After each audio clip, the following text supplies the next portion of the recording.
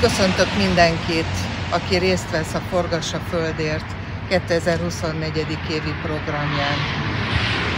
Fontos 2024-ben, hogy minél többen részt vegyenek ezen a versenyen, hiszen ha valaha előtérbe került, akkor most a 21. század harmadik évtizedének közepén különösen azok a kérdések, amelyek a környezetvédelmét, fenntartható fejlődést szolgálják, hogy számunkra ne csak az legyen fontos, hogy mi az, amit fogyasztunk, mi az, amit hulladékot termelünk, hanem az is, hogy hogyan óvjuk meg most azt a glóbuszt, amiből tulajdonképpen mára már majdnem 2 veszünk igénybe, annak ellenére, hogy csak egyetlen földet teremtettek számunkra.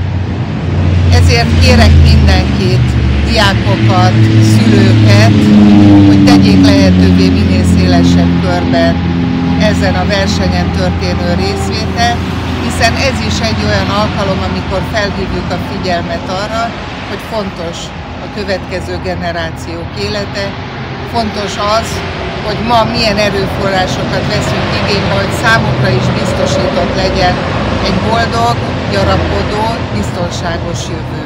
Köszönöm a figyelmüket!